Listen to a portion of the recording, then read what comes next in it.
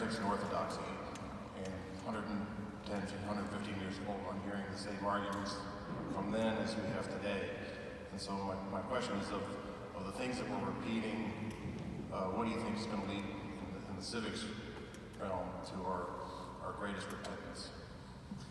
I think that eventually the young generations will understand that they want to have what we were able to achieve and attain.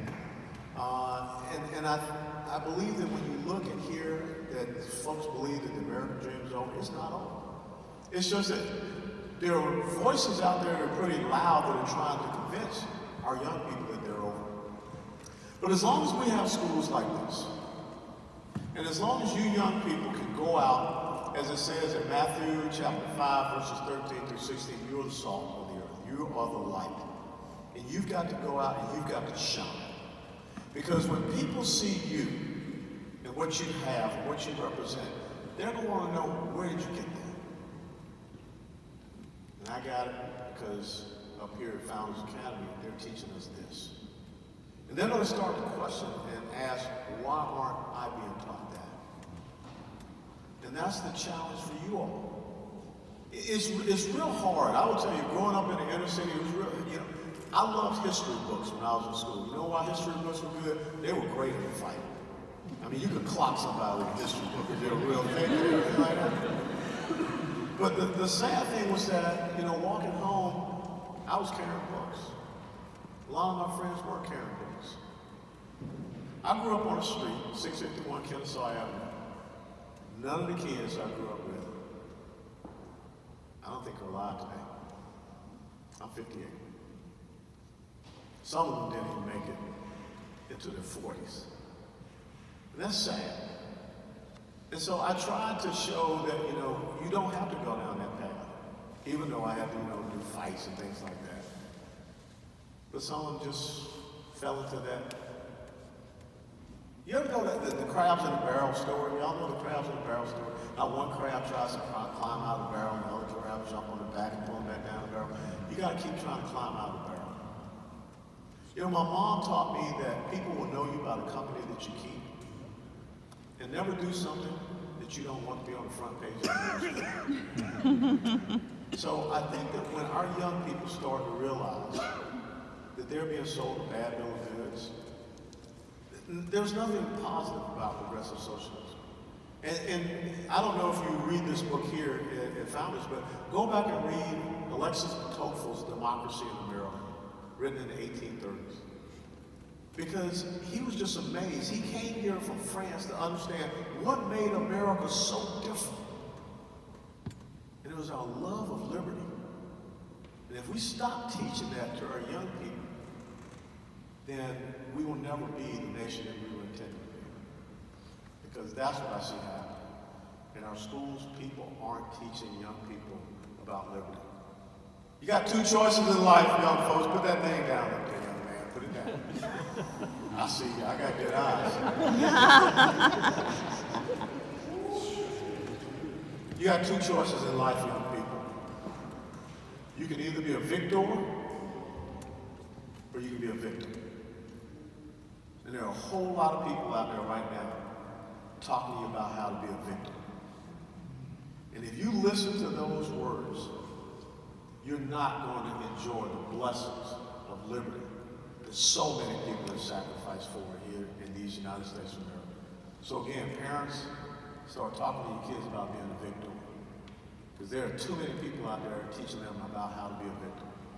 Read de Tocqueville's Democracy in America, written in the 1830s. Read Frederick Bastiat's essay, French economist, The Law. Those are impeccable books to understand and read. But a lot of schools, they're not teaching those kids that. Okay, we have another question over here. Yes, sir. And thank you for your service as a firefighter. Well, thank you, Colonel. By the way, I tell a lot of people about the story about how you saved your men. Well, when I was, you put a lot of men really put their lives on the line, and that's good. That's everything. But you put your career on the line. Not everybody will do that. So I appreciate appreciate that story. But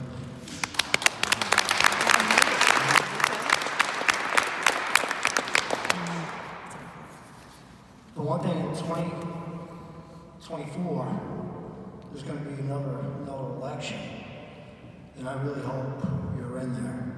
Serious, and I'm not just saying this.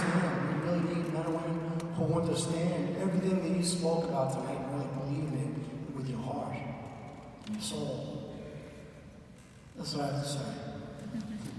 All right.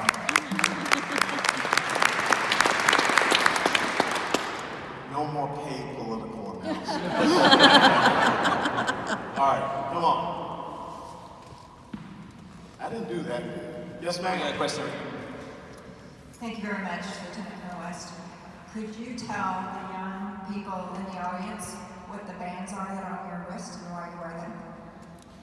Oh, well, these are young men that aren't with us anymore. These are young men that did, as Abraham Lincoln talks about in the Gettysburg Address, they made the last full measure of devotion. And these are young men, I mean, I will never take these bracelets off because it reminds me every day of why I have to continue to fight. Because I'm on this side of the grass, and I have to honor them. And one day I'll meet them, I'll see them. But freedom is not free, folks. You know, I often tell people about the movie Civic, and how the most poignant part of that movie is at the end, when Tom Hanks' character, Captain Miller, has been shot. He's bleeding out over the bridge at the Murderette River. And he calls Matt Damon's character, Private Ryan, close up to him. Remember, Captain Miller had lost his entire Ranger company, just given one squad to go find one soldier across Normandy. Incredible task. But they found him. And so as Ryan leaves down, Miller says to him two words: earn this. Earn this. And then he dies. And then the scene fast forwards to the grown-up Private Ryan standing in front of Captain Miller's final resting spot at Normandy. And he knew what his dash stood for because he gave his life for it. And so the grown-up Ryan looks over to his wife and says, tell me that I was a good man. Tell me that I lived a good life. One day I want to be able to see these guys and they say, hey, Colonel, you did all right. Thank you. That's what you got to do every day. You got to earn this. Because these guys, three young men, they will never see another Thanksgiving. They will never have another Christmas with their loved ones. Some of them had kids that they'll never see grow up. But they gave a sacrifice to each and every one of you so that you could be sitting right here today. So that's what these bands are for. It's Captain Jesse Osbat, Second Lieutenant Tobias Alexander, and Specialist Christopher Horton.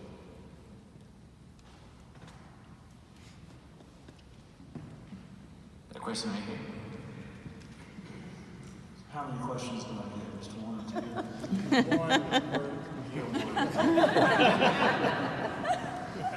First off, if 2020 is premature, for 2024, Shapiro could be vice president, we'll put Crenshaw in Department of Defense. I'll fund the campaign, you can get the Oval Office.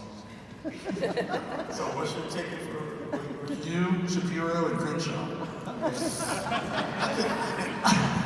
And let me tell you, I've done interviews with Ben Shapiro, and you know the hardest thing to be sitting down and doing an interview with Ben Shapiro?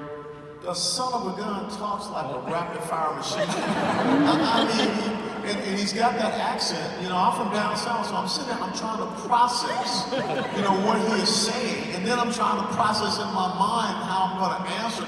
It is the most difficult interview that I ever had. I mean, if you look at me with Ben Shapiro, I am locked in. I'm like lip reading and everything. Here's a kid, when he graduated college at like 19, He's a walking genius. I used to jump out of airplanes. And I'm sitting there with this guy. Now, Ben Shapiro is a brilliant young man.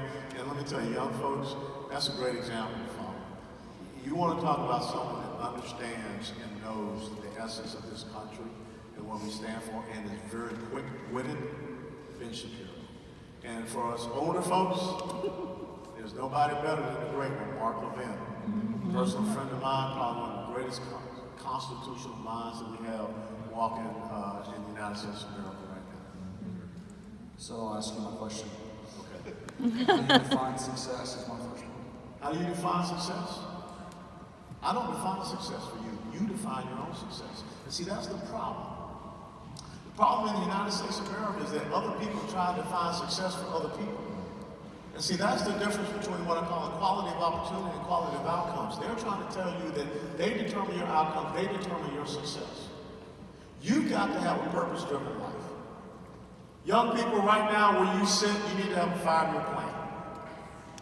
Okay, let me refine it. If you are in middle school, I'll give you a break. Just a 1-year plan. But if you're sitting in high school, you need to have a 5-year plan. Because too often I have seen young people, and I've seen some adults, nobody plans to fail. But there are people that do fail to plan. You got to at least have a plan. So that if some obstacle, something comes up in the way, at least you know how to, sidestep and continue on. But you got to be focused on that objective. Don't let anyone else determine what success is for you. You determine what success is for you. Remember what I said? Rush Limbaugh was one of my constituents. Yeah, I used to sit down with El Rushbo. He called me and we chat. He said, "Hey, can you come around? Come on up. We can sit down, have lunch, and talk about some things." Sure, Rush, happy to. I am never going to live on Palm Beach Island. No, seriously. I am never going to live on Palm Beach Island. I'm never going to have a mansion of a house. But you know what? I'm successful right where I am today because my dad challenged me at the age of 15 to be the first officer in our family. And on 31 July 1982, he commissioned me as a lieutenant in the United States Army. So I've been successful in my own way. I don't look at anyone and become jealous or envious of them. And that's what socialism does. Socialism makes you jealous of other people instead of saying you can be successful in whatever you want to be. If someone wanted me to be a dog catcher, I'd be the best dog catcher out there. And maybe I need to go to Washington, D.C. to dog. There's a lot of dogs around. But again, don't ask anyone to define success for you. You define success for yourself. And you go out and you attain it. And don't be jealous of others, because you don't know what's going on in their lives. So if you had 30 seconds to tell your child something before they got on a plane or a boat to go serve, not knowing if you'd see them ever again, what would you tell them? I tell them one single thing. May God be with you, and may God keep you, and watch over you. That's it. Thanks. Thank you. I will say, if we are punching tickets, how about Jason Karros for Secretary of Education? I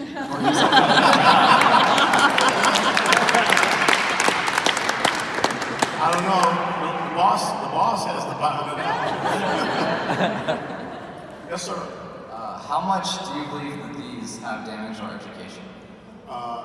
Incredibly a lot. I remember as a young officer, you had a map and a compass. I mean, we went out to the Mojave Desert at night. You remember that? Mojave Desert at night. There ain't a whole lot out there. And I remember the Johnny Commander saying, okay, here we are. This is where we got to go. We got to get there in 30 minutes. I didn't have GPS. I didn't have any of these other things. I remember I was an artilleryman. We did artillery using charts and darts and slide rules. We didn't have those things. Now, it's great to have all that information in your hand.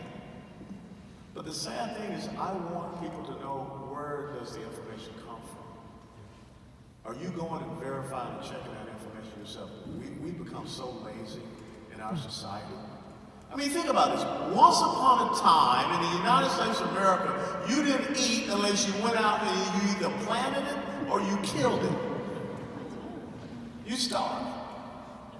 And now today, we have people calling up Uber to go to McDonald's to pick up a Big Mac and deliver it to them. That's incredible to me. So these things are great. It's like the Star Trek communication device. But I remember the days of the Encyclopedia Britannica guy coming through the neighborhood and selling the encyclopedias. And I remember my dad sitting down and saying, boy, I want you to go from A to Z. And I did. It took me like a little over a year. But the incredible knowledge that I gained, that's what I want you to understand. That's very good, but you got to be able to have it in your head. Because sometimes you're going to go to a place where that's not going to work. And you got to be able to think your way through it. And even more so, you got to be able to think your way through it without referring people to it. And don't trust everything that's on that thing. Okay? I think Ronald Reagan said trust but verify. So please do that. That's your greatest weapon right up here. And just like I said, don't let anyone define success. Don't let anyone else define truth for you. So what do you say to people who say we don't talk about race, we don't talk about religion, and we don't talk about politics? I say to them, when you talk about the word politics, I would tell them the quote from Plato.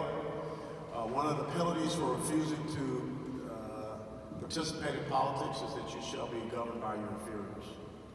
Okay. If you don't want to talk about other issues at the table, that means that you're a coward. You have to have those tough discussions at the table.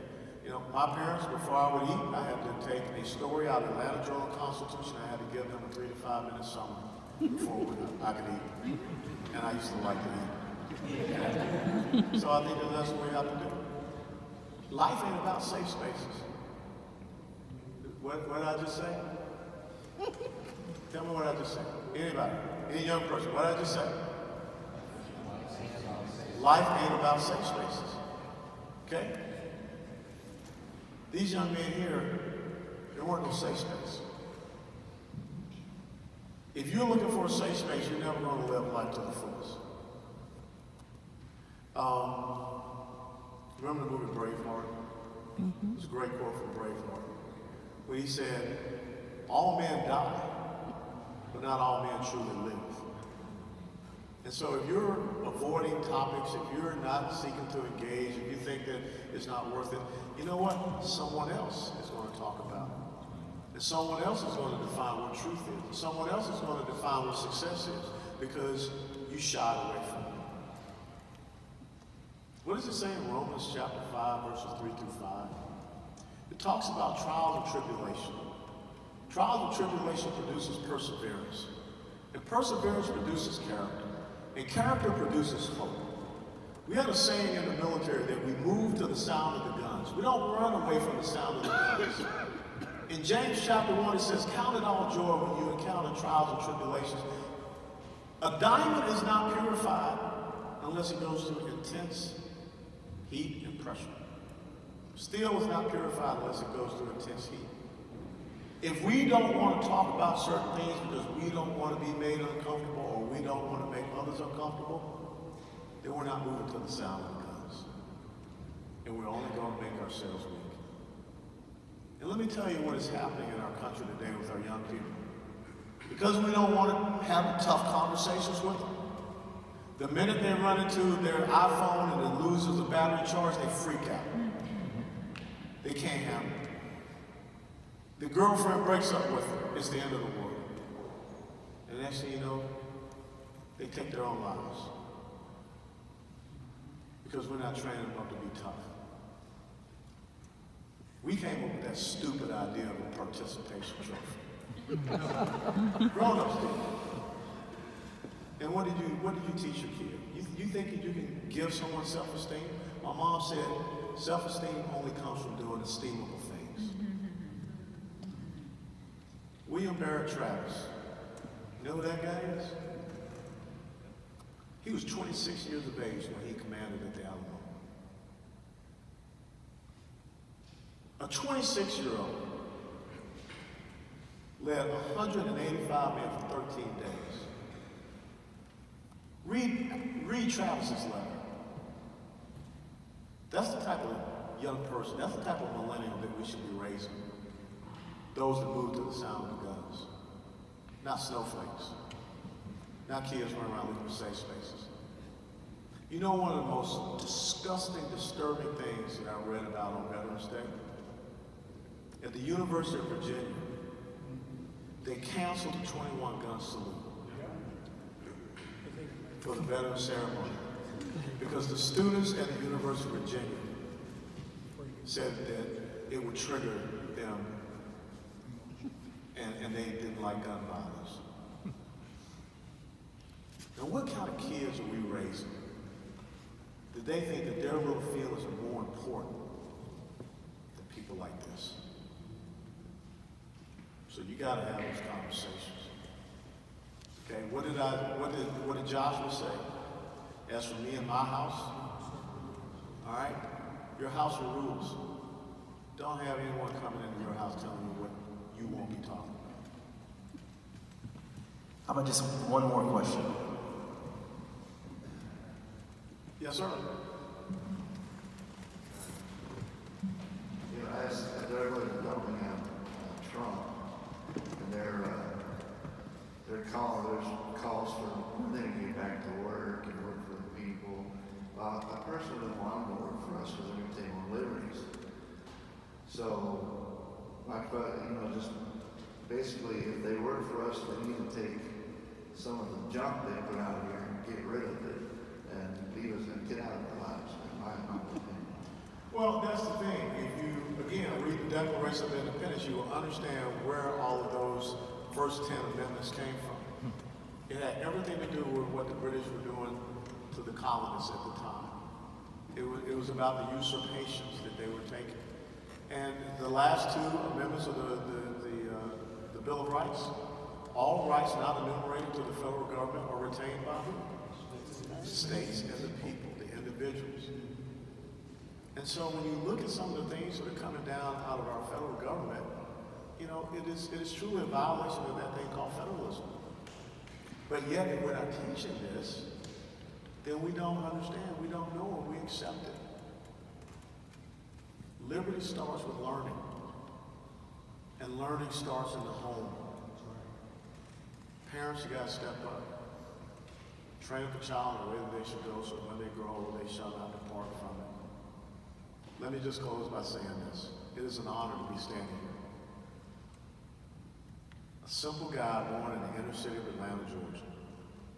And what I've been able to see, accomplish, attain, and do in my life, it doesn't happen anywhere else than the land of the all-night 7-Eleven and Denny's.